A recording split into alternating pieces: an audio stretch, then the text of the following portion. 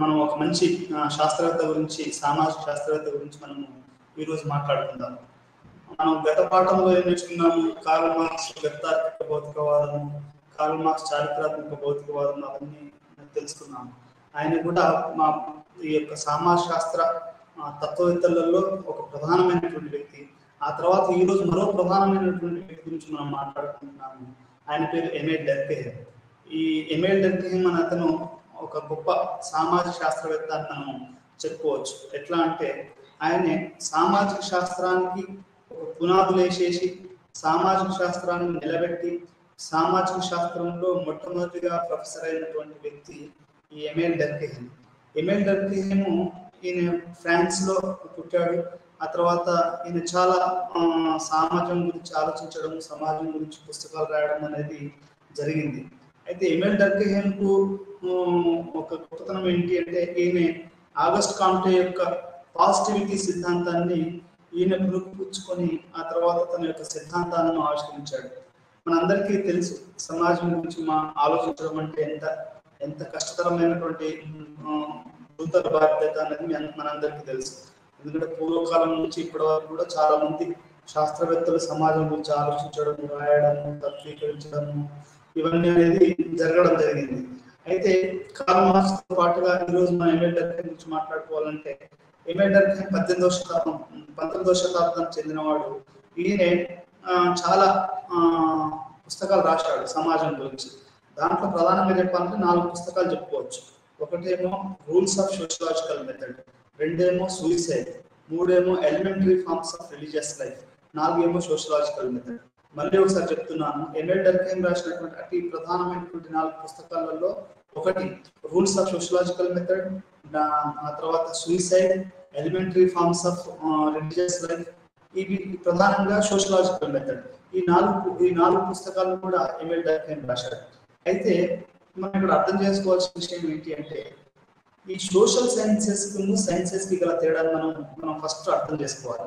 అసలు సైన్స్ అంటే ఏంటి, సోషల్ సైన్స్ అంటే ఏంటి? మరి సోషల్ సైన్స్ కూడా మనం సైన్స్ అనవచ్చా అంటే ఏ విధంగా? ఇప్పుడు 100 డిగ్రీల దగ్గర నీళ్లు వేడైతాయి అనేది మనకు సైంటిఫిక్ ఒక ప్రధానమైనటువంటి ఒక ఆవిష్కరణ.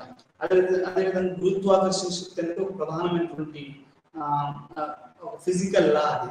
మరి అట్లాంటి లాస్ సామాజిక శాస్త్రాన్ని ఉండగలుగుతాయా? ఉంటే ఏ విధంగా ఉంటాయి? ఇప్పుడు మన ఫిజికల్ లాస్ ఎట్లయితే ఉన్నాయో అంటే భౌతిక శాస్త్రం ఏ విధంగా పనిచేస్తుందో సామాజిక శాస్త్రం అనేది కూడా అట్లా పనిచేస్తుందా, చేయాలన్నా, అసలు మన సామాజిక శాస్త్రానికి ఎటువంటి విషయాలు ఉండాలి అనేది చాలా స్పష్టంగా ఎమిల్ డర్కెహెమ్ తన సూత్రీకరణ చేశాడు. అప్పటి వరకు ఎమిల్ డర్కెహెమ్ వచ్చేంత వరకు ఆ సోషియాలజీకి తన సొంత ఒక సబ్జెక్ట్ ఏరియా అంటే ఏం లేకపోయింది. సోషియాలజీ అనేది ఎమిల్ డర్కెహెమ్ వచ్చిన తర్వాతనే ఆయనే మొట్టమొదటిసారిగా సోషియాలజీకి ఒక ప్రత్యేకమైనటువంటి ఒక సబ్జెక్ట్ గా దాన్ని అభివృద్ధి చేశాడు. ఆ తర్వాత ఇతను అభివృద్ధి చేయడమే కాకుండా సోషియాలజీ ప్రొఫెసర్ గా మొట్టమొదటిసారిగా ఇతను గుర్తించబడ్డాడు. అంటే సోషియాలజీ అంతకుముందు వేరే సబ్జెక్ట్స్ తో కలిసి ఉండేది. ఈ రకంగా సోషియాలజీ అనేది ఎమిల్ డర్కెహెమ్ టైంలో అది ఆవిర్భవించింది. అయితే ఇప్పుడు మనం ప్రధానంగా ఏం మాట్లాడుకోవాలి అంటే ఈ రోజు ప్రధానంగా ఏం మాట్లాడుకోవాలి అంటే ఈ సైన్సెస్ కు సోషల్ సైన్స్ గల తేడా ఏంటి అంటే 19వ శతాబ్దంలో ఏమైంది అంటే సైన్సెస్ ఇప్పుడు బాగా అభివృద్ధి చెందడం, మీరు న్యూటన్ సిద్ధాంతం కానివ్వండి, లేకుంటే మన ఎనాలజీ మానవ శరీరం గురించి మన అభివృద్ధి, బాడీ అనేది కూడా ఒక మనిషి అనేవాడికి ఒక బాడీ ఉంటుంది, అది కూడా ఒక ప్రకృతిలో భాగం అనేది అది 19వ శతాబ్దంలో ఎక్కువగా అభివృద్ధి చెందింది. 18-19వ శతాబ్దంలో ఎక్కువగా అభివృద్ధి చెందింది. అంతకుముందు మనుషులు వాళ్ళు ఒక జంతువుల్లాగానే బతికే వాళ్ళు అనుకోండి ఒక రకంగా. ఎందుకంటే మనిషికి ప్రత్యేకతను, మనిషి యొక్క గొప్పతనాన్ని అది 18-19వ శతాబ్దంలోనే ఎక్కువగా అది గ్రహించడం అనేది జరిగింది. అయితే ఈ సైన్సెస్ కి సోషల్ సైన్సెస్ కి గల తేడాను మనం ప్రధానంగా అర్థం చేసుకోవాలి. ఈ మానవాభివృద్ధి ప్రక్రియ ఏం జరిగింది అంటే సైన్సెస్ బాగా డెవలప్ అయ్యాయి. సోషల్ సైన్స్ కూడా, ఫిలాసఫీ కూడా డెవలప్ అయింది. ఫిలాసఫీ అనేది మొత్తం ఫిలాసఫీ అంటే తత్వశాస్త్రం, దానికి లవ్ ఫర్ విజ్డమ్ అంటే విజ్ఞానం పట్ల ప్రేమ ఉండడం అనేది దానికి ప్రధానమైన అర్థం. అప్పుడు ఏ సబ్జెక్ట్ అయినా తత్వం నుంచే వస్తుంది, తత్వశాస్త్రం నుంచే వస్తుంది. తత్వశాస్త్రం అనేది 2 రకాలుగా విడిపోయింది. ఒకటేమో ఫిజికల్ తత్వశాస్త్రము, ఫిజికల్ సైన్సెస్, తత్వశాస్త్రము, సామాజిక శాస్త్రాలు. తత్వశాస్త్రం నుంచి ఫిజికల్ సైన్సెస్ నుంచి ఫిజిక్స్ వచ్చింది, తత్వశాస్త్రంలోని సామాజిక శాస్త్రాల నుంచి సోషియాలజీ వచ్చింది. అంటే పొలిటికల్ సైన్స్, ఎకనామిక్స్ ఇవన్నీ ఎప్పటికో మనకు అరిస్టాటిల్, ప్లాటో వీళ్ళంతా పొలిటికల్ అంటే రాజ్యం ఎట్లా ఉండాలి అని చెప్పారు, కానీ సమాజం ఎట్లా ఉండాలి, సమాజంలో ఎందుకు ఒక వ్యక్తి ఆత్మహత్య చేసుకుంటాడు, ఎందుకు మతాలు, కులాలు అనేటివి ప్రధానమైనటువంటి ప్రభావం చూపిస్తాయి అనేది మనకు ఎవరు చెప్పలేకపోయారు. అంటే అంత స్పెసిఫిక్ గా చెప్పినంతగా ఎవరు చెప్పలేకపోయారు. కాబట్టి మనం ఈ రోజు మనం ప్రధానంగా మొట్టమొదటిసారి మనం అర్థం చేసుకోవాల్సిన విషయం ఏంటంటే సైన్స్ యొక్క లక్షణాలను మనం గుర్తించాలి. సైన్స్ లక్షణాలు అంటే ఏంటండి? సైన్స్ లక్షణాలు అంటే ఇప్పుడు కాంతి వేగం, వెలాసిటీ అంటే తెలుసు మీ అందరికీ, కాంతి వేగం అంటే తెలుసు. కాంతి పర్ సెకండ్ ఎన్ని కిలోమీటర్ పోయింది అనేది సైన్స్ లో చెప్తారు. మనకు చంద్రయాన్ ఉంది, చంద్రయాన్లో ఏంటి అంటే ప్రతి సెకండ్ కి అది ఎంత దూరం పోతుంది, ఎంత వేగంతో పోతుంది అనేది సైన్స్ ఖచ్చితత్వం ఉంటుంది. అది సైన్స్. అదే గురుత్వాకర్షణ శక్తి కానివ్వండి, రోదసి విషయాలు కానివ్వండి, లేకపోతే న్యూటన్ లానే కానివ్వండి, లేకుంటే మనం విలియం హార్వే అనుకున్నటువంటి రక్త ప్రసరణ కానివ్వండి, ఇవన్నీ కూడా ఇప్పుడు మన హార్ట్ బీట్ కూడా దానికి ఒక రిథమ్ ఉంటుంది, అదొక సైన్స్. దాని ప్రకారం అదొక హార్ట్ బీట్ అనేది ఒక సైంటిఫిక్ లెక్క ఉంటుంది. అంతకంటే ఎక్కువ ఉంటే అది సమస్య అవుతాయి. అంటే సైన్స్ కి ఒక నిర్దిష్టమైనటువంటి సూత్రాలు, ఆ నిర్దిష్టమైనటువంటి సూత్రాలు అనేవి ప్రపంచాన్ని బాగా ప్రభావితం చేశాయని చెప్పుకోవచ్చు. ఆ ప్రభావం అనేది సోషియాలజీ మీద, సామాజిక శాస్త్రాల మీద కూడా అది పడడం జరిగింది. మరి ఈ యొక్క సైన్స్ లక్షణాలు ఏంటి అంటే ఖచ్చితత్వంగా ఉండడము. నేచర్ అంటే ఏంటి? ఇప్పుడు చెట్టు అంటే ఏంటి, పుట్టలు ఎట్లా ఉంటాయి, గుట్టలు ఎట్లా వస్తాయి, భూమి ఎట్లా తిరుగుతుంది, చంద్రుడు ఎలా ఉన్నాడు, సూర్యుడు ఎలా ఉన్నాడు, లేకుంటే వేగం ఎట్లా ఉంటుంది, కాంతి ఎట్లా ఉంటుంది, పత్రహరితం అంటే ఎట్లా ఉంటుంది, మొక్కలు ఎలా పెరుగుతాయి, జంతువులు ఎలా ఉంటాయి, ఇవన్నీ కూడా సైన్స్ చూస్తుంది. సైన్స్ ఏం చేస్తుంది అంటే నీటి సముద్రం లోతు ఎంత ఉంటుంది, దాంట్లో ఏమి ఖనిజాలు, ఇవన్నీ కూడా సైన్స్ అనేది చూస్తుంది. ఆస్ట్రానమీ, తోకచుక్కలు ఏంటి, ఖగోళం ఏంటి, భూగోళం ఏంటి, వీటన్నిటిని కూడా సైన్స్ అనేది చదువుతుంది. దానికి ఒక ఖచ్చితత్వం ఉంది. అయితే ఇక్కడ సోషల్ సైన్స్కి వచ్చేసరికి ఏమైంది అంటే సోషల్ సైన్స్ అనేది మానవంతో అది సంబంధమైనటువంటి విషయం అన్నట్టు. ఇప్పుడు ఒక చెట్టు ఉందనుకోండి, అది ఎక్కడికి కదలదు, అంటే ఒక ఉన్న కాడనే ఉంటుంది. కానీ మనిషి అనేవాడు ఎప్పటికి కదులుతూ ఉంటాడు, మాట్లాడుతూ ఉంటాడు. Is a living organism. అంటే వేరే కూడా ఉన్నాయి కానీ అవి కదలలేవు అన్నట్టు. అయితే ఈ రెండింటికి తేడా ఉంది. ఈ వీటిని మనం ఈ యొక్క ఫిజికల్ లాస్ మనం సోషల్ లాస్ అప్లై చేయవచ్చా, అసలు ఫిజికల్ లాస్ అనేది ఏ విధంగా వీటిని ప్రభావితం చేశాయనేది మనకు ఇక్కడ ఈరోజు మనం అర్థం చేసుకోవాలి. అయితే ఏంటంటే ఏమంటాడు అంటే ఏదైతే ఎంత ఖచ్చితత్వంగానైతే మనం సైన్సెస్ లో, ఫిజికల్ సైన్సెస్ లో అంటే భౌతిక శాస్త్రంలో మనం ఎంత ఖచ్చితంగా ఉంటామో అంతే ఖచ్చితంగా మనము సామాజిక శాస్త్రంలో కూడా ఉండొచ్చు అని ఎంఎల్ డర్కీమ్ చెప్తాడు. ఉదాహరణకి ఏం చెప్తాడు అంటే ఒక మతం ఉందనుకోండి, మతంలో కొన్ని ఆచారాలు ఉంటాయి.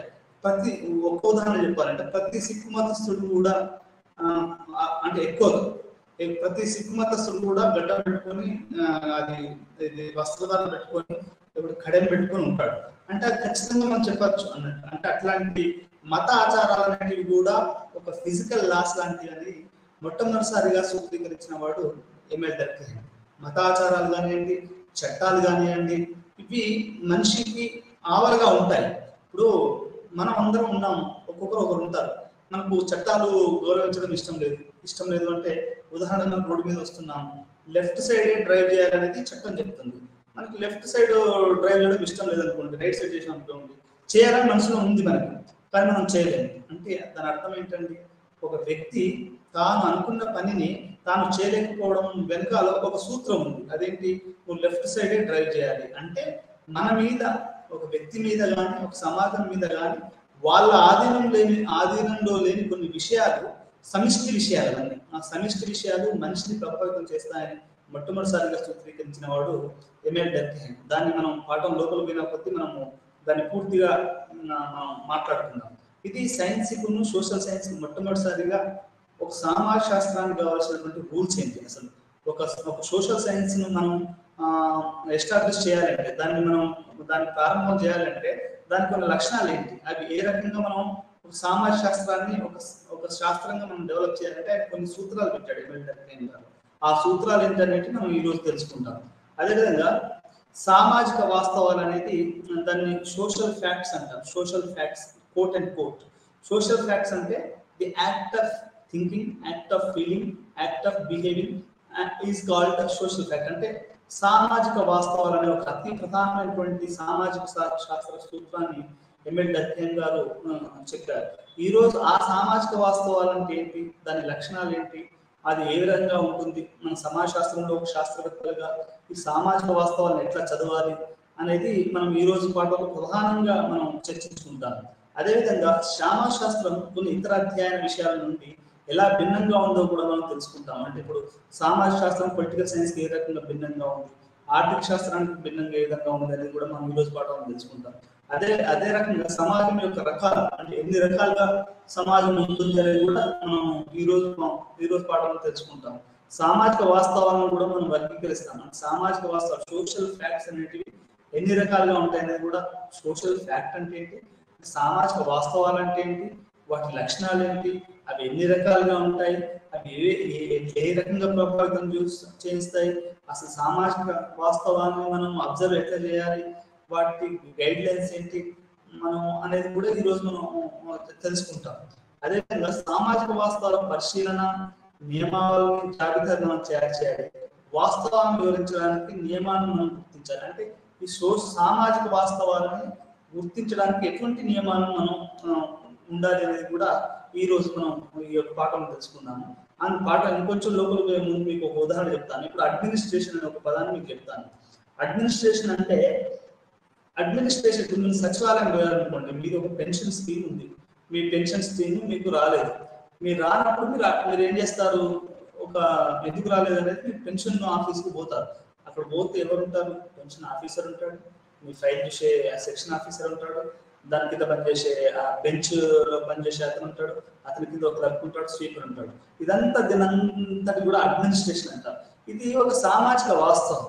ఈ సామాజిక వాస్తవాన్ని మనం గుర్తించాలి. ఎట్లయితే ఒక 100 డిగ్రీల దగ్గర నీళ్ళు ఎట్లా వేడైతాయో అట్లా, అంటే అదొక ఏదైతే ఒక ఫిజికల్ లా ఉందో అట్లా ఇది ఒక సామాజిక వాస్తవం అనేది మనం గుర్తించాలంట. అట్లా మనం సోషల్ ఫ్యాక్ట్స్ ని గుర్తించాలి. దానికి గల ఎటువంటి నియమావళిని మనం పాటించాలనేది కూడా మనం ఈ రోజు పాఠంలో తెలుసుకుంటాం. ఎమ్మెల్యే డర్కీమ్ సామాజిక శాస్త్రానికి స్వయం ప్రతిపత్తి విద్యా క్రమశిక్షణ ఆమోదించడంలో అతని ప్రయత్నాల కోసం ఉత్తమంగా గుర్తించబడ్డాడు. మొత్తంగా ఎమ్మెల్యే డర్కీమ్ ఏంటంటే the highest contribution of Emile Durkheim in sociology is that he is pioneer of in establishing the sociology department. అంటే అతను పునాదులు వేశాడు సామాజిక శాస్త్రానికి అని మనం చెప్పుకోవచ్చు. అతని వల్లనే సామాజిక శాస్త్రానికి గుర్తింపు వచ్చింది. అదొక తన సొంత కాళ్ళ మీద నిలబడ్డది. సామాజిక శాస్త్రం అనేది తన సొంత కాళ్ళ మీద నిలబడ్డది అంటే అది ఎమ్మెల్యే డర్కీమ్ వల్లనే, అతని రచనల వల్లనే, అతను చేసినటువంటి కృషి వల్లనే అనేది మనము అర్థం చేసుకోవాలి.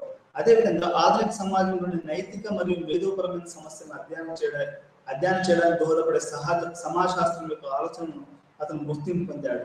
సమాజ శాస్త్రం యొక్క డర్కీమ్ యొక్క భావనను చర్చిస్తున్నప్పుడు 3 ముఖ్యమైన అంశాలపై దృష్టి పెట్టాలి. ఒకటేమో 3 ముఖ్యమైన విషయాలు చెప్పాడు. ఒకటేమో మనం సామాజిక శాస్త్రాన్ని ఎట్లా అభివృద్ధి చేయాలి, దానికి రూల్స్ ఏంటి, ఎటువంటి లక్షణాలు ఉండాలి ఒక సామాజిక శాస్త్రాన్ని కొత్తగా చెప్పాలి అంటే. రెండోది ఏంటి అంటే సోషల్ ఫ్యాక్ట్, అంటే సామాజిక వాస్తవాలు అంటే ఏంటి. మూడోది ఏంటి అంటే మెథడాలజీ, సోషలాజికల్ మెథడాలజీ, అంటే సమాజ శాస్త్రం చదివేటప్పుడు దానికి ఎటువంటి నియమావళి, మెథడాలజీ అంటే పద్ధతి అనేది ఉండాలి అనేది కనుక్కున్నాడు. ఈ మూడింటిని ఎమ్మెల్యే డర్కీమ్ సోషియాలజీకి అందించాడు మనం అర్థం చేసుకోవాలి. సోషల్ సైన్సెస్ కోసం సాధారణ పరిస్థితి, అంటే సోషల్ సైన్స్ సామాజిక శాస్త్రాన్ని అభివృద్ధి చేయాలంటే ఎటువంటి లక్షణాలు ఉండాలి అనేది ఇప్పుడు మనం మాట్లాడుకుందాం. మానవులు ఎల్లప్పుడూ సమాజాల్లో నివసిస్తారు. మానవులందరూ ఎక్కడ నివసిస్తారు? మానవులందరూ కూడా ఎక్కువ సమాజాలలో జీవిస్తాం. నేను బౌద్ధనగర్లో ఒక సమాజం, ప్రతి వాళ్ళు కూడా ఒక ఊర్లోనో, ఒక సిటీలోనో, ఒక టౌన్ లోనో, ఇప్పుడు పెద్ద మహానగరం టోక్యో, న్యూయార్క్ లాంటి నగరాలలో ఎక్కడ ఒక చోట ప్రతి వాళ్ళు కూడా ఒక సమాజంలో నివసిస్తారు. అసలు ఈ సమాజం అనేది లేకపోతే మనం ఉండాలి. మనతో సమాజం ఉంది, మనం అందరం కలిసి సమాజం ఉంది. ఈ సమాజం అనేది లేకపోతే మనం అందరం లేము. అంటే అంటే ప్రతి వాళ్ళు కూడా ఈ సమాజంలో జీవిస్తారు. ఈ సమాజంలో జీవించినప్పుడు ఏమైందంటే మనం కొన్నిటికి కట్టుబడి ఉండాలి.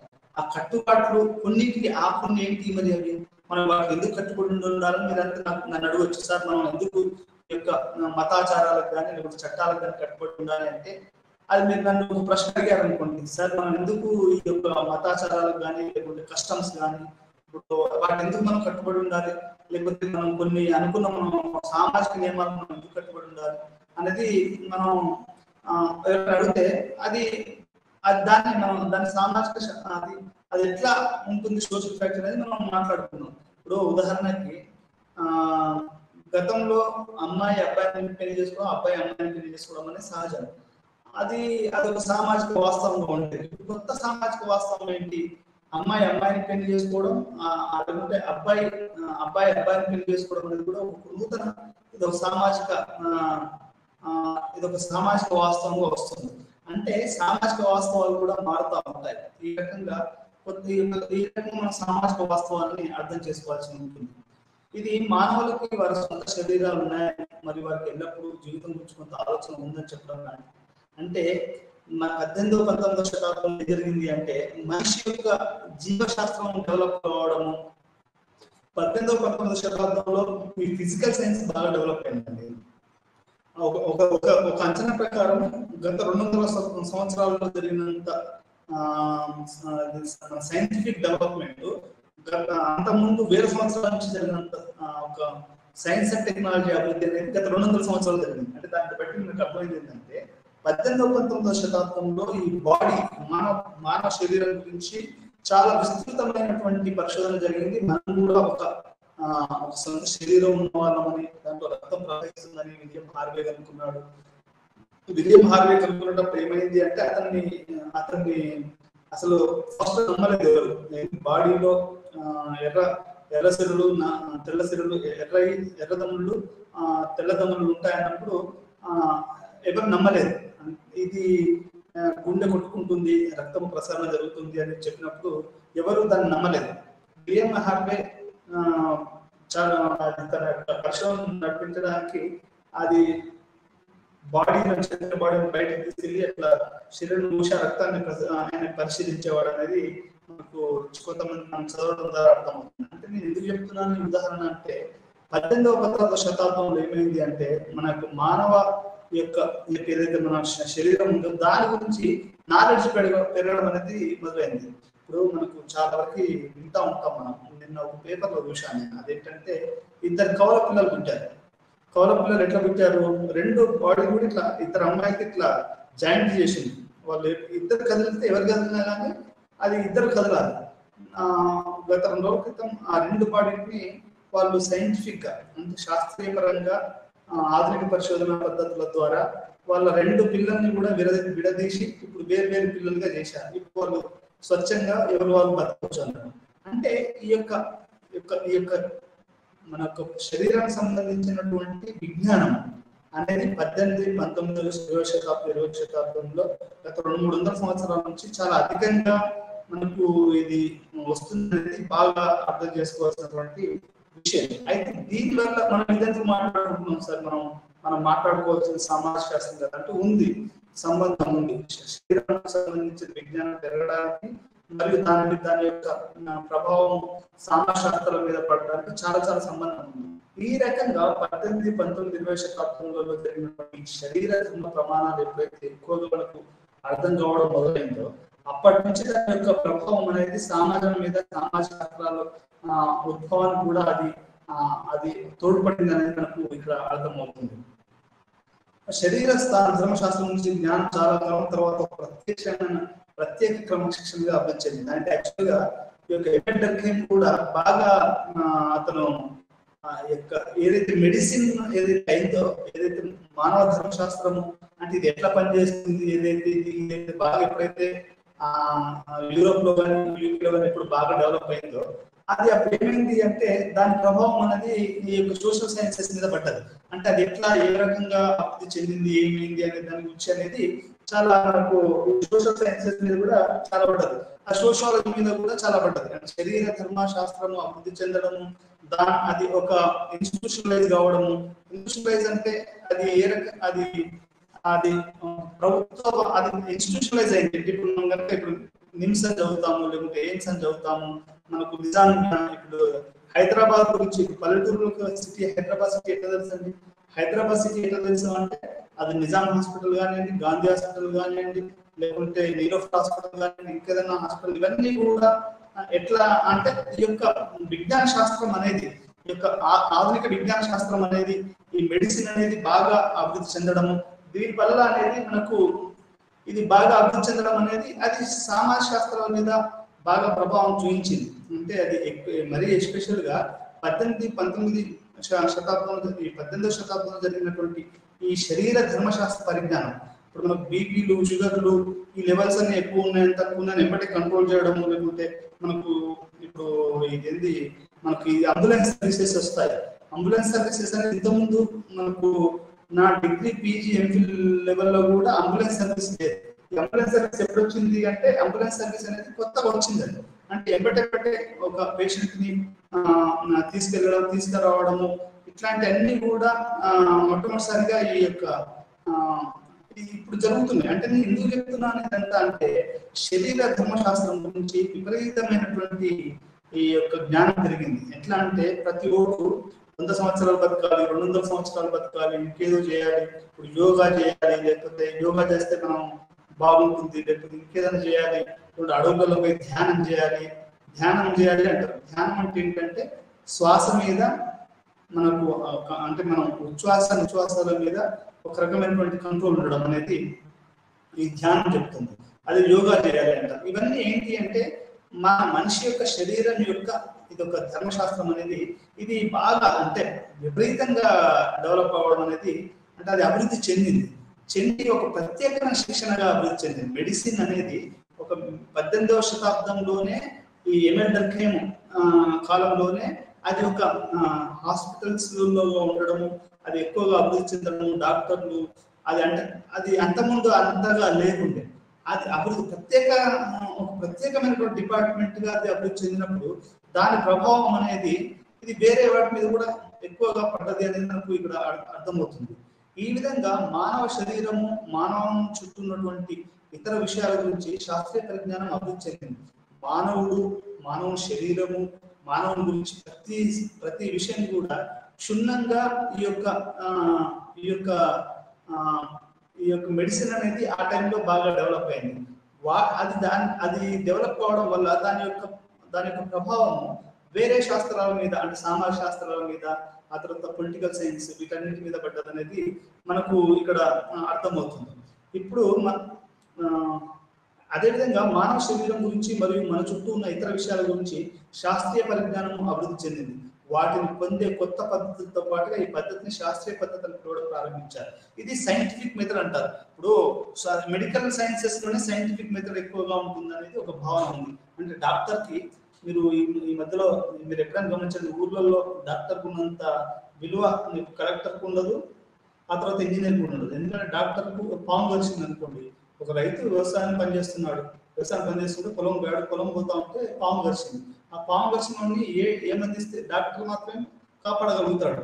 అతని మనుషులు అక్కడ పాము గరిస్తే మన ఒక యూట్యూబ్ లో ఒకటి బాగా వైరల్ అవుతుంది. అదేంటి అంటే ఒక వ్యక్తి పొలం కింద చెట్టు కింద పడుకుంటే ఆ చెట్టులోకి పాము దూరింది. పాము దూరితే అది నాగం ఉంది, చాలా విషపూరితమైనటువంటి పాము అంటారు. దాన్ని స్లోగా అందరు కలిసి దాన్ని ఎటువంటి సపోర్ట్ చేయకుండా బయటకు తీశారు. మరి ఆ పాము అతను కలిస్తే దాన్ని ఎవరు కాపాడాలి? అక్కడ ఉన్న డాక్టరే కాపాడాలి. అంటే ఎందుకు ఒక మనిషి ప్రాణాన్ని కాపాడేటువంటి శక్తి యొక్క మానవ ధర్మశాస్త్రము మెడిసిన్ ఉంది కాబట్టి అది 18-19వ శతాబ్దంలో బాగా అభివృద్ధి చెంది అదేమైంది అంటే అది ఒక ఇన్స్టిట్యూషనలైజ్ అయింది. అంటే ఒక సంస్థీకరించబడ్డది.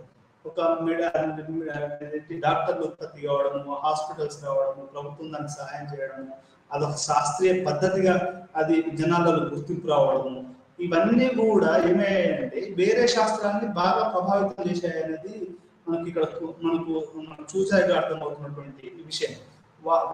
వాటి పొందే కొత్త పద్ధతులతో పాటు ఈ పద్ధతిని శాస్త్రీయ పద్ధతిని పిలవడం ప్రారంభించారు. అంటే సైంటిఫిక్ మెథడ్ అనేది ఈ యొక్క మెడిసిన్ ని పిలవడం అనేది ఆ టైం నుంచే మొదలైంది.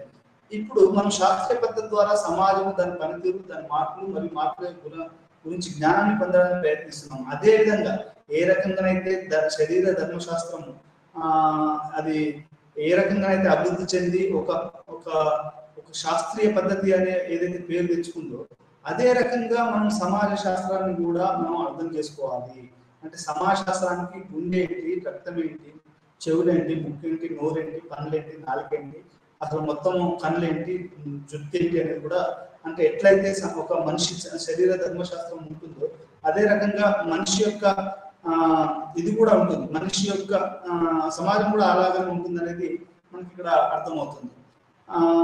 దర్కీమ్ ఒక ముఖ్యమైన పాత్ర పోషించాడు కాబట్టి అతను ఏం చేశాడో మరి ఎలా చేశాడో తెలుసుకోవడానికి మనం ఈ రోజు ప్రయత్నం చేస్తున్నాం. అంటే ఈ రకంగా ఏ రకంగానైతే వైద్య శాస్త్రము ఇది ఎట్లయితే డెవలప్ అయిందో అదే రకంగా సామాజిక శాస్త్రం ఏ రకంగా దాన్ని బట్టే సామాజిక శాస్త్రాన్ని అభివృద్ధి చేయడానికి ఎమ్మెల్యే దర్కీమ్ చాలా చాలా ప్రయత్నం చేశాడు అనేది మనకి ఇక్కడ అర్థమవుతుంది. అయితే దానికి అతను ఆయన కొన్ని సూత్రాలు చెప్పాడు. ఆ సూత్రాలను కూడా మనము ఈరోజు అర్థం చేసుకుంటాం. సామాజిక శాస్త్రం అనేది వాస్తవాల అధ్యయనంగా ఆయన మలిచాడు. ఈ యొక్క సామాజిక శాస్త్రాన్ని ఎమ్మెల్యే దర్కీమ్ ఒక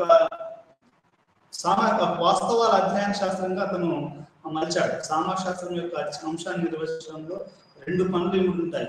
మొత్తం అధ్యయన రంగాన్ని నిర్వచించడం మరియు ఈ రంగంలో కనుగొనబడే విషయం యొక్క క్రమాన్ని నిర్వర్తించడం. 1985లో ప్రచురించబడిన అతని యొక్క అతని పుస్తకం the rules of sociological method Durkheim రెండో పనికి సంబంధించిన మరియు సామాజిక వాస్తవాలను సమాజ శాస్త్రం యొక్క అంశంలో పిలుస్తుంది. దర్కీమ్ సామాజిక వాస్తవాలని వ్యక్తికి బాహ్యంగా నటన, ఆలోచన మరియు అనుభూతికి సంబంధించిన మార్గాలు మరియు వాటిని అతని నియంత్రించే కారణంగా బలవంతపు శక్తిని కలిగి ఉంటాయి అని నిర్వర్తించాడు.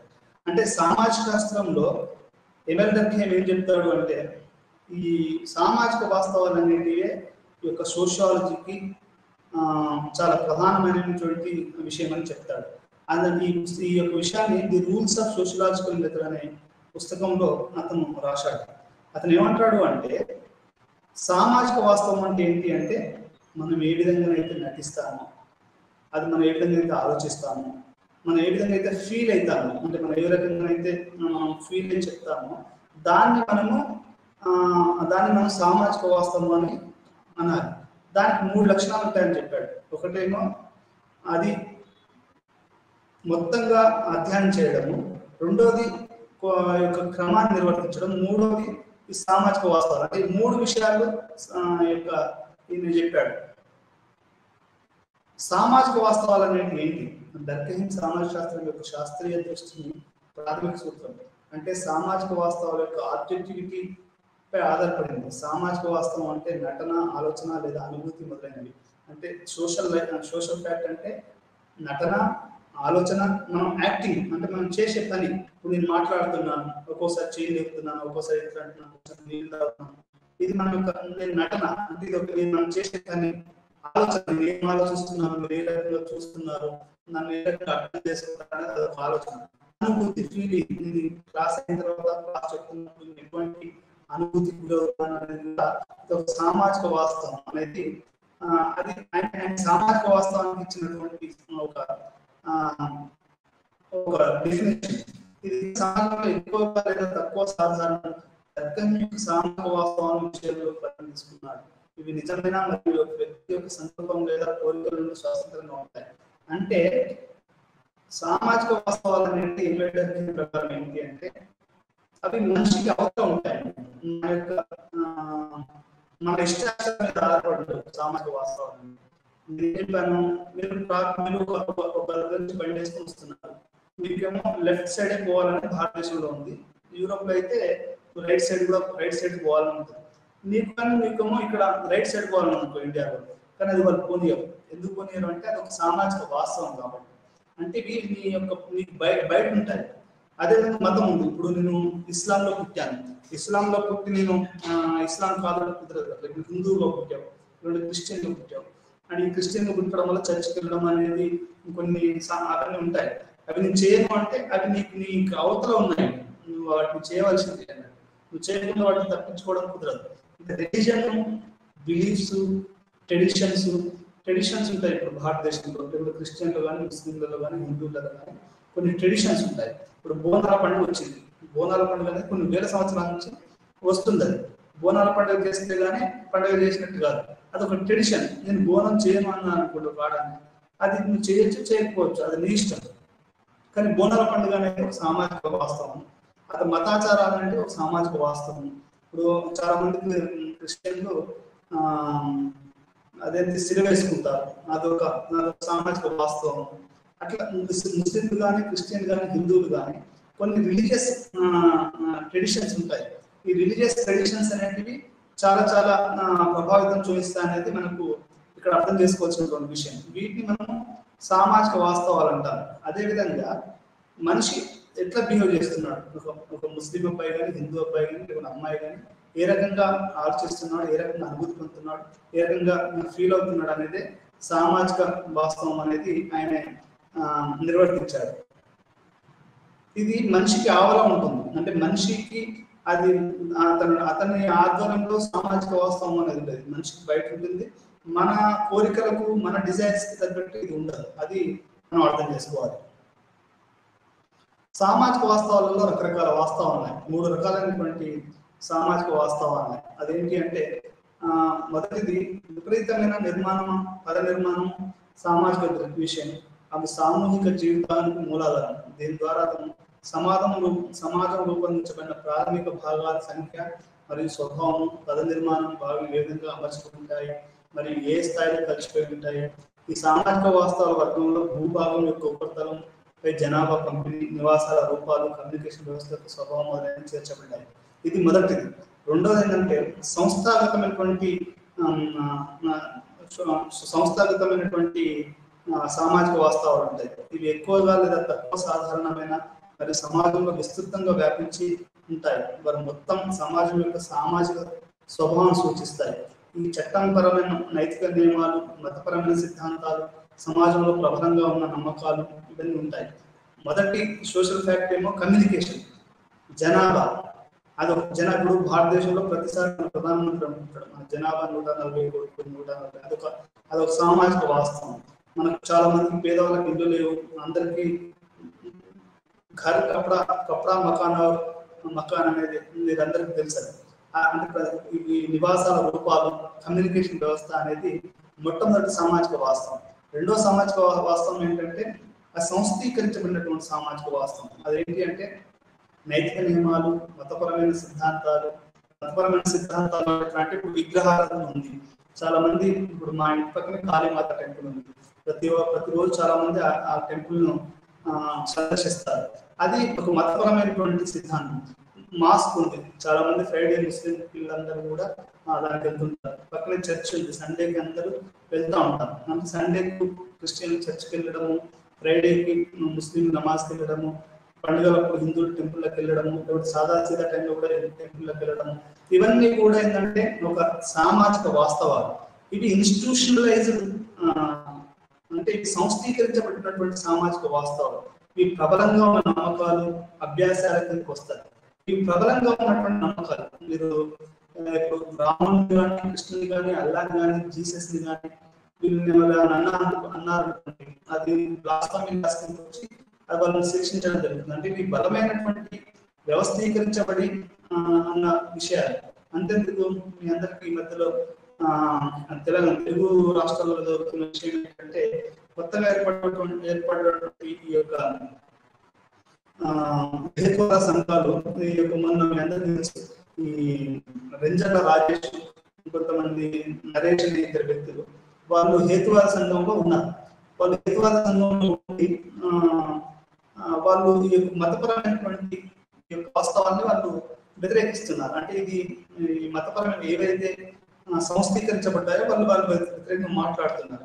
వాళ్ళని అరెస్ట్ చేయడము, గొడవలు జరగడం ఇవన్నీ కూడా జరిగాయి. అంటే దీని అర్థం ఏంటి అంటే ఈ సామాజిక వాస్తవాలు అనేవి మనిషికి బాహ్యంగా అది ఒక ప్రభావాన్ని కలిగి ఉంటాయి. అవి మనం వాటిని పాటించకపోతే అవి మన మీద చాలా ప్రభావం అవి చూపిస్తాయి. మనం కంపల్సరీ వాటిని పాటించాలి అనేది ఇది మనకు చూపిస్తాయి. ఇవి ఇన్స్టిట్యూషనలైజ్డ్ సోషల్ ఫ్యాక్ట్స్. మూడవది ఏంటంటే సంస్థాగతంగా లేకుంటే సామాజిక వాస్తవాలు ఉంటాయి. ఇటువంటి సామాజిక వాస్తవాలు స్ఫటిక రూపంలో పొందలేము. ఇవి సమాజంలో సంస్థాగతమైన నిబంధనలకు అతీతంగా ఉంటాయి. ఇవి ఇన్స్టిట్యూషనలైజ్ కాకుండా ఇవి స్పోరాడిక్ అంటే అప్పుడప్పుడు వచ్చిపోతూ ఉంటాయి. కొన్ని ఇప్పుడు కరప్షన్ ఎక్కువ జరిగింది అనుకోండి సమాజంలో, ఈ కరప్షన్ ఎట్లా జరిగింది అనేది దాని వ్యతిరేకంగా అన్నా హజారే చేశాడు. అదొక సామాజిక ఒక ఉద్యమం చెప్పచ్చు. అదొక వాస్తవం. ఈ రకంగా మూడు వాస్తవాలు ఉంటాయి. ఒకటేమో ఇన్స్టిట్యూషనలైజ్, రెండోది అప్పుడప్పుడు వచ్చిపోయేది, మొట్టమొదటిది అవి భూభాగం ఉత్పత్తి జనాభా కూడా ఒక సామాజిక శాస్త్రంలో ప్రధానమైనటువంటి విషయాలను మనం అర్థం చేసుకోవాలి. ఈ మూడు రకాలైనటువంటి సామాజిక వాస్తవాలు అనేవి సమాజంలో ఉంటాయి. ఈ మూడు రకాలైనటువంటి సామాజిక వాస్తవాలు అనేటివి ఈ సమాజంలో ఉంటాయని మనం ఇక్కడ అర్థం చేసుకోవాలి. సామాజిక వాస్తవాల యొక్క ప్రధాన లక్షణాలు అంటే ఈ సామాజిక వాస్తవాలు అంటే ఎట్లాంటి లక్షణాలు కలిగి ఉంటాయి. ఒకటేమో మొదటి సామాజిక విషయం నిర్దిష్టంగా ఉండాలి మరియు ఇతర శాస్త్రాల విషయం నుండి వేరు చేయబడాలి. రెండవది సమాజ శాస్త్రం విషయం గమనించి వివరించే విధంగా ఉండాలి. ఇతర శాస్త్రాల్లో వాస్తవాలను గమనించి వివరించే పద్ధతి పోలి ఉండాలి. డర్కైమ్ సామాజిక శాస్త్రం యొక్క ఈ విషయం సామాజిక వాస్తవం మరియు సామాజిక వాస్తవం తప్పనిసరిగా విషయాలుగా పరిగణించాలి. ఒక సోషల్ ఇష్యూస్ ని సోషల్ ఫ్యాక్ట్ గా ఆయన గమనించాలని ఆయన లక్షణాలుగా చెప్తారు. సామాజిక వాస్తవాలకు ప్రధాన లక్షణాలు ఒకటి బాహ్యత. బాహ్యత అంటే అది మనలో కాకుండా అది బయట ఉంటుంది అనేది మొదటి సామాజిక సోషల్ ఫ్యాక్ట్ యొక్క ప్రధాన లక్షణం. రెండోది ప్రతిబంధకం. అది ప్రతిబంధకం అంటే కోహెసివ్ పవర్ అన్నట్టు. అది మన ఆ సామాజిక వాస్తవాన్ని కనుక మనము పాటించలేదనుకోండి, అది మనల్ని కోర్స్ అంటే దాన్ని మనం చూడకుండానే మన మైండ్ మీద మన మెదడు మీద అది బాగా ఫోర్స్ చూపిస్తూ ఉంటుంది. అది ప్రతిబంధకం. మూడోది స్వతంత్రంగా ఉంటుంది. సామాజిక వాస్తవాలు అనేది దానికి ఎక్స్టర్నల్ ఇండిపెండెన్స్ ఉంటుంది, అది స్వతంత్రంగా బతుకుతుంది. నాలుగోది సాధారణత. ఇది సాధారణత కలిగి ఉంటుంది అనేది మనకి 4 ప్రధాన లక్షణాలు ఈ యొక్క సామాజిక వాస్తవాలు ఉంటాయి అనేది ఏమంటారు. ఈ యొక్క పాఠం యొక్క ప్రధాన అంశం ఇదే అన్నట్టు. సామాజిక వాస్తవం అంటే అది 3 రకాలుగా ఉంటుంది. సామాజిక వాస్తవ ప్రధాన లక్షణాలు ఏంటంటే అది మనిషికి బాహ్యంగా ఉంటుంది, ప్రతిబంధకంగా ఉంటుంది, స్వతంత్ర ప్రతిపత్తిని కలిగి ఉంటుంది, సాధారణతను కలిగి ఉంటుంది అనేది మనకు ఈ యొక్క సోషల్ ఫ్యాక్ట్స్ యొక్క వాస్తవం అన్నట్టు.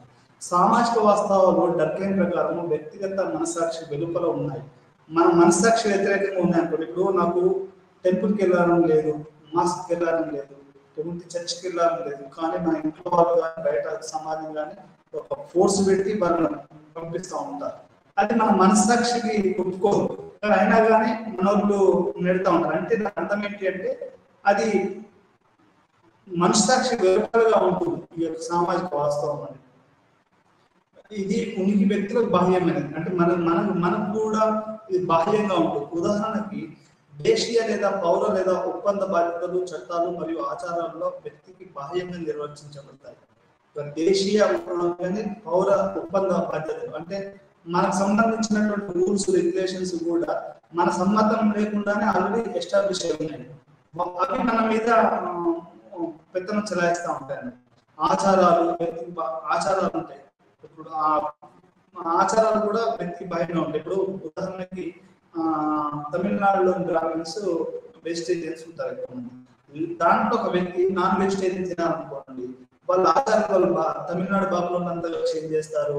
మన ఆచారానికి వ్యతిరేకంగానే నాన్ వెజ్ తినే వ్యక్తిని వాళ్ళు బహిష్కరించడము ఇంకేదో చేస్తూ ఉంటారు. అంటే దాని అర్థం ఏంటి అంటే ఒక వ్యక్తికి ఆవరగా, ఒక వ్యక్తి మనస్సాక్షికి ఆవరగా ఈ యొక్క ఈ సామాజిక వాస్తవాలు ఉంటాయనేది మనకు ఇక్కడ అర్థం చేసుకోవాలి.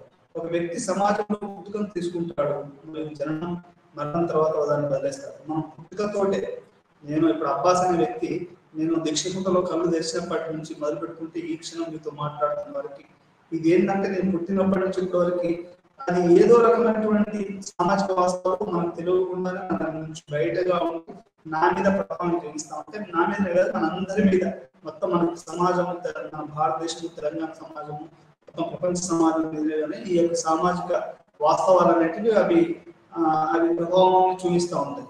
ఒక మంచిది చనిపోయేంత వరకు ఈ సామాజిక వాస్తవాలు నాతో ఉంటాయి. కొంతమంది సామాజిక వాస్తవాలను మార్చవచ్చు. ఉదాహరణకి సతి అనే ఆచారాలు ఉండేవి భారతదేశంలో. సతి అనేది బ్రిటిష్ వాళ్ళు రావడంతో సతి అనేది అపరిష్కరణ, అంటే పాత సామాజిక వాస్తవాలు పోయి కొత్త సామాజిక వాస్తవాలు అనేవి రావచ్చు. ఈరోజు కొత్త సామాజిక వాస్తవం ఏంటంటే ఫ్రీడమ్ అనేది అంటే ఒక స్వేచ్ఛ స్వాతంత్రం అనేది ఒక కొత్త సామాజిక వాస్తవం. ఇంతకుముందు పెద్దవాళ్ళకి చెప్తే అది వినడం, ఏ చేసి అట్లా ఉండడం ఆచారాలే ప్రధానంగా ఉండేవి. కానీ ఈ రోజు నూతన విలువలు వచ్చాయి, నూతన ఆచారాలు వచ్చాయి. ఏ మనిషి ఇష్టం ఉండాలంటే ఆ మనిషి అది ఒక కొత్త ఆచారంగా భారతదేశంలో కానీ ప్రపంచవ్యాప్తంగా వచ్చింది. ఫ్రీడమ్ ఈజ్ వెరీ ఇంపార్టెంట్ ఉన్నాం అన్నట్టు. అన్నిటికంటే ముఖ్యంగా ఈ రోజు ప్రతి వాళ్ళు కోరుకున్నది ఏంటంటే ఒక రకమైనటువంటి స్వేచ్ఛ స్వాతంత్రం, వాళ్ళు చేయదలుచుకున్నది, వాళ్ళు తినదలుచుకున్నది, వాళ్ళు వేసుకోవచ్చు వస్త్రధారణ, ఇవన్నీ కూడా ఒక కొత్త ఆచారాలు. పాత ఆచారాలపై వాళ్ళ స్థానంలో కొత్త ఆచారాలు వచ్చాయి. ఈ కొత్త సామాజిక వాస్తవాలను కూడా మనం చెప్పుకోవచ్చు. ఒక వ్యక్తి సమాజ పుట్టుకను తీసుకుంటాడు మరియు జననం మరణం తర్వాత దాన్ని వదిలేస్తాడు. అయితే సామాజిక వాస్తవాలు ఇప్పటికే సమాజంలో ఇవ్వబడ్డాయి మరియు ఒక వ్యక్తి యొక్క పుట్టుక లేదా మరణంతో సంబంధం లేకుండా ఉనికిలో ఉంటాయి. అయితే మన పుట్టుకతోటి మన మరణంతో ఈ సామాజిక వాస్తవాలు ఆగవు, ఈ సామాజిక వాస్తవాలు చచ్చిపోవు, ఈ సామాజిక వాస్తవాలు ఎప్పటికీ ఉంటాయి అన్నట్టు. అంటే మన పుట్టుకకు సంబంధం లేకుండానే ఎప్పటి నుంచో కొన్ని వేల సంవత్సరాల నుంచి ఉన్నటువంటి సామాజిక వాస్తవాలు ఉంటాయి. ఉదాహరణకి ఒక భాష ఏ వ్యక్తితో సంబంధం లేకుండా స్వతంత్రంగా పనిచేస్తూనే ఉంటుంది. ఇప్పుడు తెలుగు భాష ఉందండి. ఇప్పుడు మనకు తెలుగు భాష అభివృద్ధి సంస్థలని, ఉర్దూ భాష అభివృద్ధి సంస్థలని, ఇంగ్లీష్ డెవలప్మెంట్ స్కిల్స్ అని, ఫ్లూ అని ఒక లాంగ్వేజ్, ఉర్దూ అంటే ఈ ఉర్దూ భాష ఉందనుకోండి. ఈ ఉర్దూ భాష ఎక్కడో పుట్టింది, పెరిగింది, అది నడుస్తూనే ఉంటుంది. నేను ఉర్దూలో పాటలు రాస్తాను, వాళ్ళ కవిత రాస్తాను. ఒకరిని పోయిన తర్వాత కూడా ఉర్దూ ఉంటుంది, వాళ్ళు పోయిన తర్వాత కూడా ఉర్దూ ఉంటుంది. అంటే ఈ ఉర్దూ అనే భాష, తెలుగు అనే భాష, ఇంగ్లీష్ అనే భాష మనకు సంబంధం లేకుండా అది కొనసాగుతూనే ఉంటుంది అనేది మనకి ఇక్కడ అర్థం చేసుకోవాలి. అంటే మరి భాష చచ్చిపోదా అంటే మీరు అడగవచ్చు. ఇది కూడా కొంతవరకు అది కరెక్ట్ అయిన ప్రశ్న. కొన్ని భాషలు ఇప్పుడు పోతున్నాయి అంటే ఇప్పుడు గిరిజనులలో కొన్ని భాషలు ఉన్నాయి, ఎండేంజర్డ్ లాంగ్వేజ్ అంటారు. ఎండేంజర్డ్ లాంగ్వేజ్ అంటే ఇప్పుడు కొద్దిమంది మాత్రమే సంస్కృతం మాట్లాడుతున్నారు, కొంతమంది మాత్రమే కొన్ని గిరిజన భాషలు. ఆల్రెడీ బెంగళూరులో ఉన్నటువంటి పరిశోధన సంస్థ, భాషా పరిశోధన సంస్థ ఏం చెప్తుందంటే ఆల్రెడీ కొన్ని భాషలు పోతున్నాయి అనేది మనకు అర్థమవుతుంది. ఈ రోజులో అమ్మ, నాన్న, అవ్వ అనే పదం కూడా పోయి మమ్మీ, డాడీ అనే పదం వచ్చింది. కొన్ని రోజుల తర్వాత అసలు అమ్మ అదేంటి అవ్వ అనే పదం అంతరించిపోవచ్చు. అదొక సామాజిక వాస్తవంగా లేకుండా పోవచ్చు.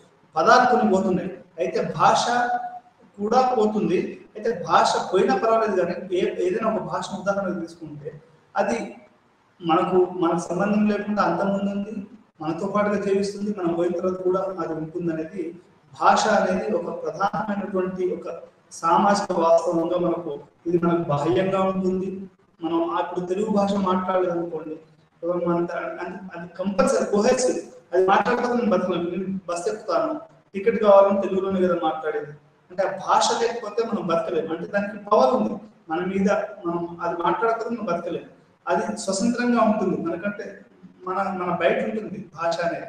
అదేవిధంగా అది ఒక సాధారణ, అందరూ మాట్లాడుతున్న కాబట్టి దానికి ఒక సాధారణత ఉంది. అంటే ఈ సామాజిక వాస్తవానికి ఒక ఉదాహరణ, బెస్ట్ ఉదాహరణ ఏంటంటే భాష అని చెప్పవచ్చు. మనకు బాహ్యంగా ఉంటుంది, ప్రతిబంధకంగా ఉంటుంది, స్వతంత్రంగా ఉంటుంది మరియు సాధారణతను కలిగి ఉంటుంది. ఈ 4 లక్షణాలు ఏదైతే ఉంటాయో దాన్ని మనం సామాజిక వాస్తవం అని చెప్పాలి. బాహ్యత, నిబంధన మరియు నిబంధన యొక్క ప్రమాణం కొత్త పరిశీలిద్దాం. ముందుగా ప్రతి వ్యక్తి ఇప్పటికీ ఒక నిర్దిష్ట సంస్థ లేదా నిర్మాణాన్ని కలిగి ఉన్న కొనసాగుతున్న సమాజంలో జన్మించాడు. మనం అందరం కూడా ఎట్లాంటి సమాజంలో జన్మించామంటే ఒక నిర్దిష్టమైన నిర్మాణాన్ని కలిగి ఉన్నటువంటి ఒక సమాజంలో మనం జన్మించాం. మనం అడవులలో పుట్టలేదు.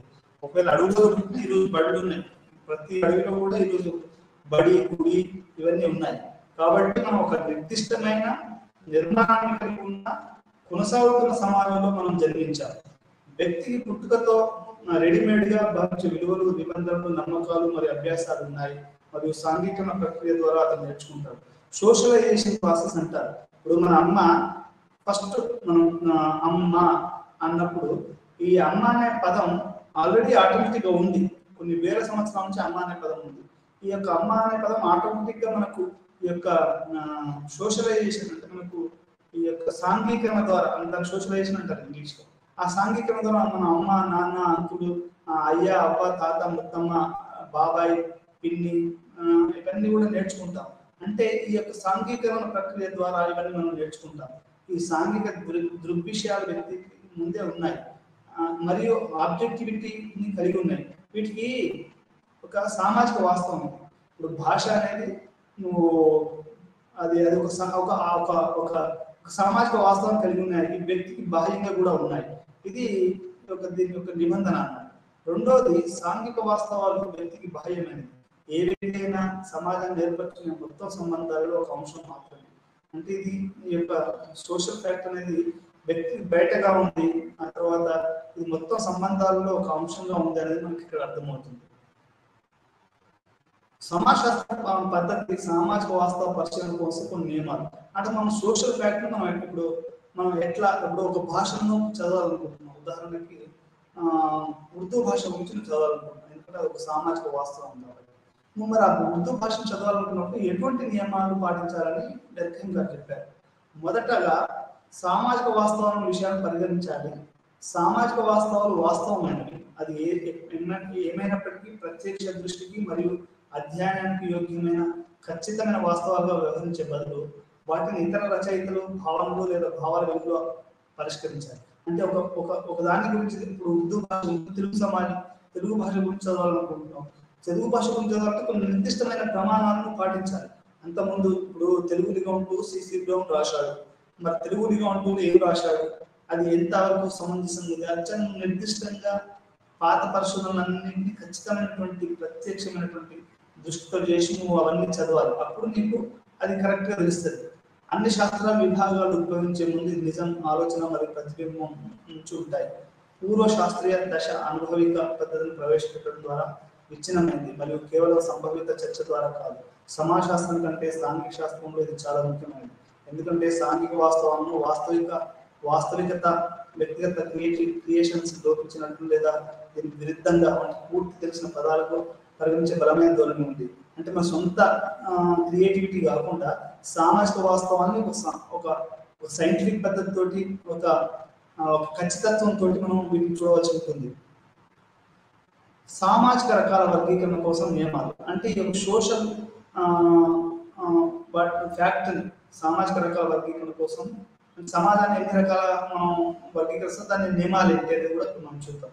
కొంతమంది చరిత్రకారులు ప్రతి సమాజం ప్రత్యేకమైనదని మరియు మనం సమాజాలను పోల్చలేమని అభిప్రాయపడ్డారు. మరోవైపు తత్వవేత్తలు అన్ని సమాజాలు ఒకే జాతి చెందినవని, మానవ జాతి మరియు అన్ని సమాజ పరిణామ ప్రభావం మానవ సమూహం యొక్క సాధన లక్ష్యం నుండి యత్నం నుండి వచ్చిందని, ఒక నేరస్తుడు అతని ఆలోచన యొక్క స్వతంత్రత, వైద్యుల శరీరం యొక్క సాధారణ పనితీరు మరియు దాని రోగ లక్షణాలను అధ్యయనం చేస్తారు.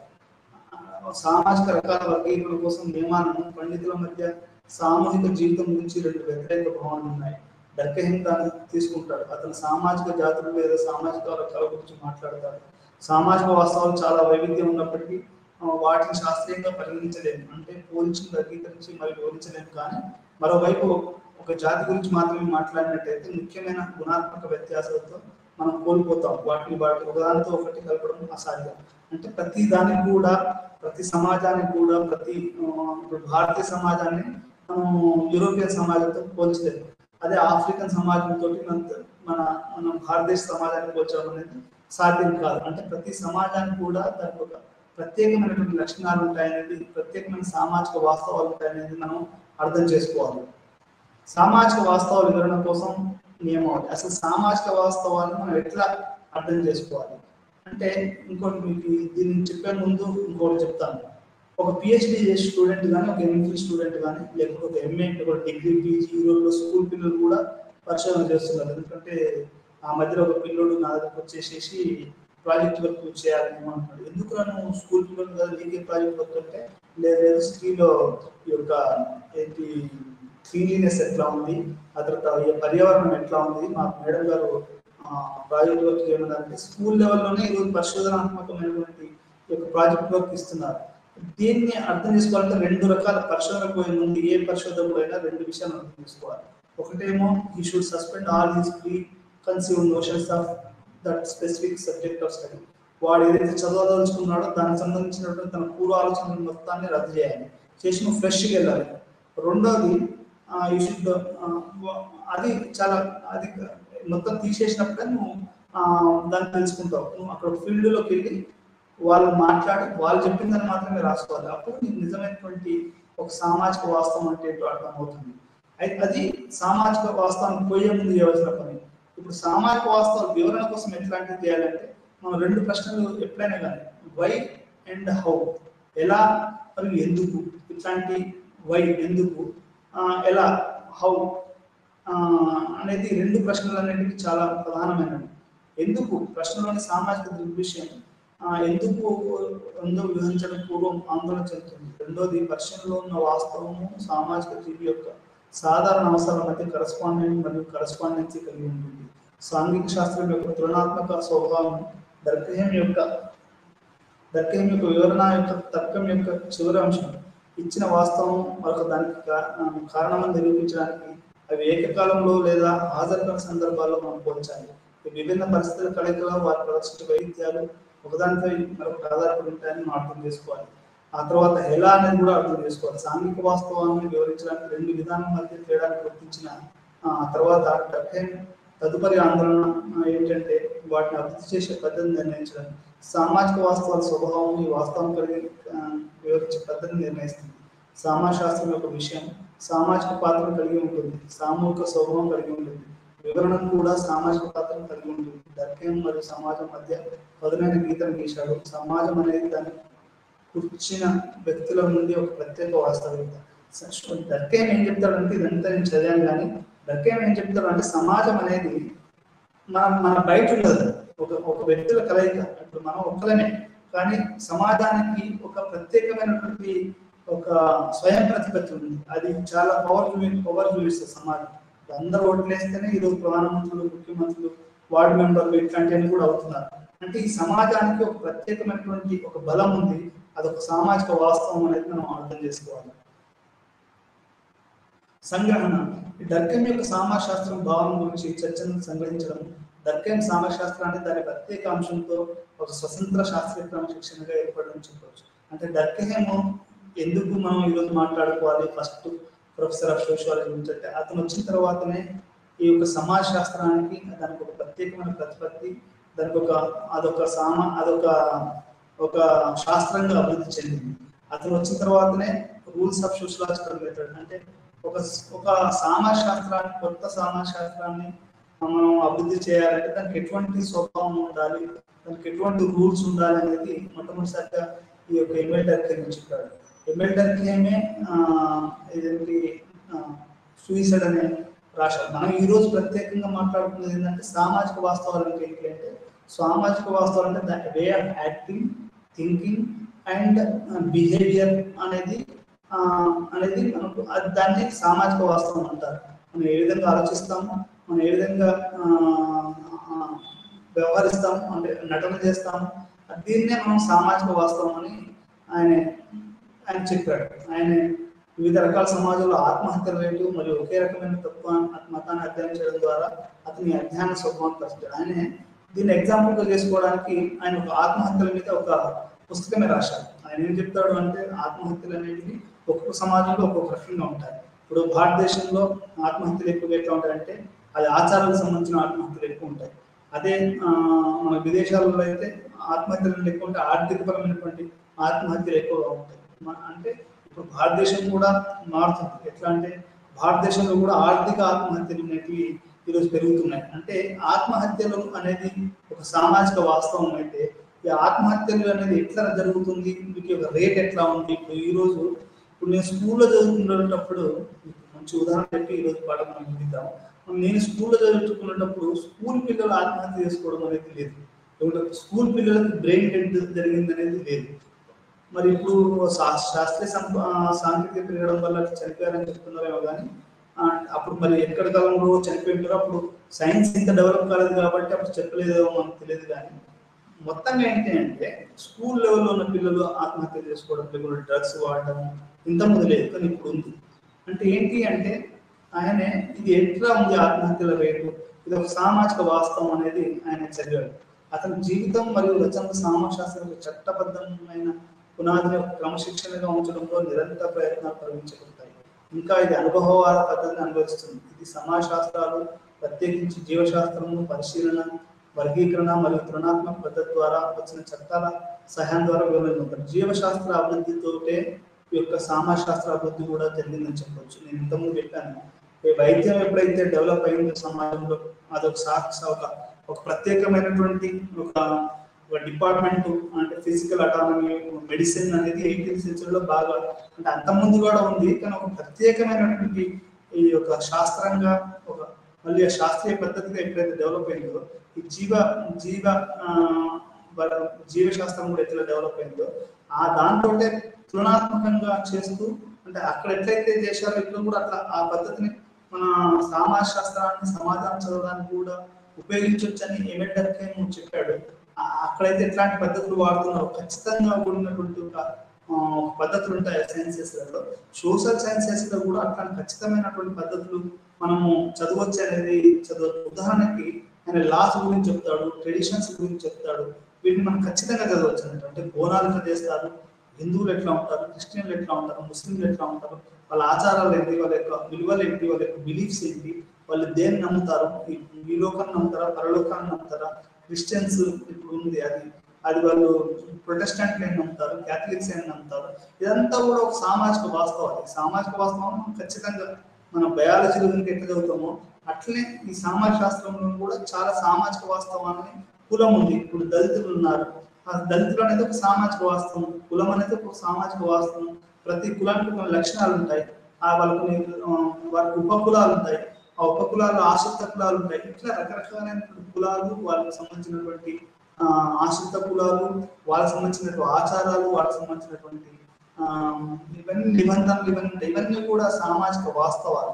వీటిని మనము ఎట్లయితే జీవశాస్త్రంలో చదువుతారో ఆ రకంగానే మన సామాజిక శాస్త్రంలో కూడా ఒక నిర్దిష్టమైనటువంటి దాన్ని మనం చదవచ్చు అనేది ఇక్కడ మనం ఎమిల్ డర్కైమ్ గారు చెప్పారు. ఈయన మొట్టమొదటిసారి సమాజ శాస్త్రంలో ప్రొఫెసర్ అయినటువంటి వ్యక్తి. ఇతను ఎకలో నెర్మోల్ అనే ఒక కళాశాలలో చదువుకున్నాడు. ఆ తర్వాత ప్రొఫెసర్ అయింది మాత్రం వేరే దగ్గర ప్రొఫెసర్గా. ఫ్రెంచ్ గవర్నమెంట్ ఇతన్ని మొట్టమొదటిసారిగా ప్రొఫెసర్గా సోషియాలజీ చైర్ని ఏర్పాటు చేసి, సామాజిక శాస్త్రం అని ఏర్పాటు చేసి, ఆ చైర్కి ఈయనను హెడ్గా చేసి ప్రపంచంలోనే మొట్టమొదటిసారి సోషియాలజీ ప్రొఫెసర్గా ఈయన నియమించబడ్డాడు. ఇతను చాలా పరిశ్రమలు చేశాడు. ముగించే ముందు 4 పుస్తకాలు ప్రధానంగా రాశాడు. ఒకటేమో the rules of sociological method, the elementary forms of religious life and suicide అనేది ఈయన ప్రధానంగా రాసినటువంటి ఒక పుస్తకాలు. ఈ పుస్తకాలు అనేటివి సోషల్ సైన్సెస్కి చాలా ప్రమాణంగా ఉన్నాయి. ఇప్పుడు ఈ రోజు పాఠాన్ని మనం సామాజిక వాస్తవం, సోషల్ ఫ్యాక్ట్స్ అంటే ఏంటో తెలుసుకున్నాము. అదేంటంటే ఆచారాలు అనేటివి సోషల్ ఫ్యాక్ట్స్, లాస్ అనేటివి సోషల్ ఫ్యాక్ట్స్. వీటికి 4 ప్రధాన లక్షణాలు ఉంటాయి. ఒకటేమో ఎక్స్టర్నల్ టు ఇండివిజువల్, అంటే మనకంటే బాహ్యంగా ఉంటాయి. 2 కోర్సివ్, అంటే మన మీద అవి ప్రభావం చూపిస్తాయి. మూడోది ఇండిపెండెన్స్ ఉంటుంది, వాటికి ఒక స్వయం ప్రతిపత్తి ఉంటుంది. ఉదాహరణకు భాషకు ఒక స్వయం ప్రతిపత్తి ఉంటుంది. ఆ తర్వాత అవి సాధారణీకరణ ఉంటుంది, అంటే కొన్ని కోట్లాది మంది ప్రజలు వాటిని మాట్లాడడం, వాటిని అంతర్గతంగా చేసుకోవడం అనేది జరుగుతుంది. ఈ 4 ప్రధాన లక్షణాలు సామాజిక వాస్తవాలు ఉంటాయి. ఉదాహరణకి భాష అనేది ఒక ప్రధానమైనటువంటి సామాజిక వాస్తవం. ఆచారాలు, అనుకున్న చట్టాలు, ఇవన్నీ కూడా సామాజిక వాస్తవాల్లోకి వస్తాయి. ఈ రోజుతోటి మనం ఈ పాఠాన్ని ముగించి మరొక పాఠంలో మళ్ళీ కలుసుకుందాం. అప్పటి వరకు సెలవు. నమస్కారం. ఉంటారు. Thank you.